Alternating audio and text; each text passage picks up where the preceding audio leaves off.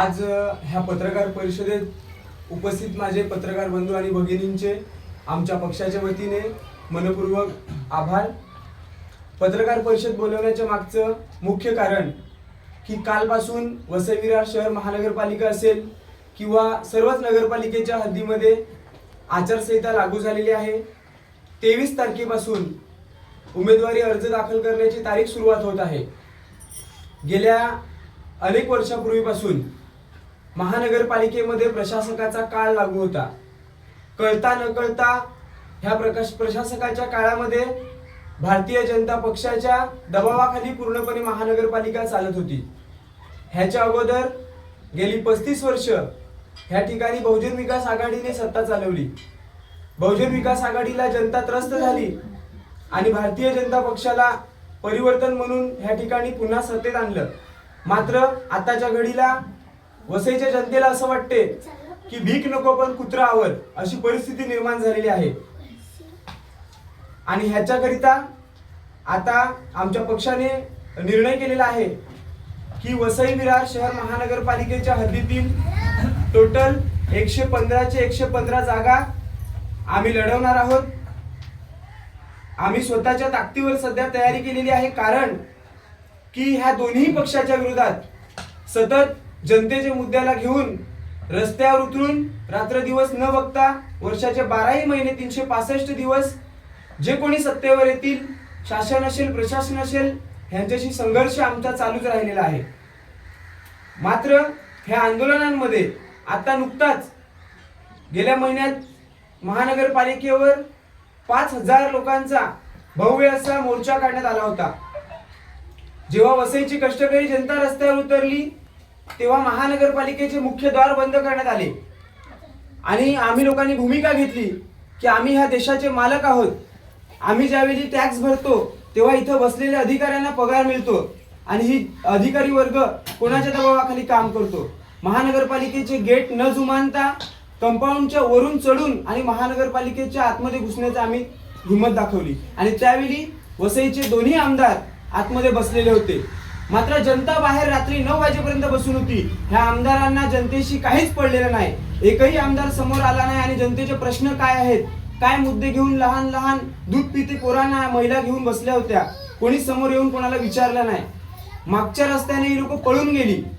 जेव्हा जनता रस्त्यावर उतरते तेव्हा ह्या लोकांना त्याची भीती वाटते आणि आताच्या घडीला जसं 2009 मध्ये महानगरपालिका नको म्हणून वसईची जनता रस्त्यावर उतरली आणि अतिशय आक्रमक पद्धतीने आंदोलनं झाली, लाठीचार्ज झाला, लोकांनी मार खाला आणि त्याच्यामध्ये आमच्या माजी नगरसेविका मथुरा भोईर असतील, ह्या मथुरा भोईर आहेत। वसईला ज्यावेळी आंदोलन झालं त्यावेळी पोलिसांच्या लाठीचार्जमध्ये त्यांचा हात मोडला।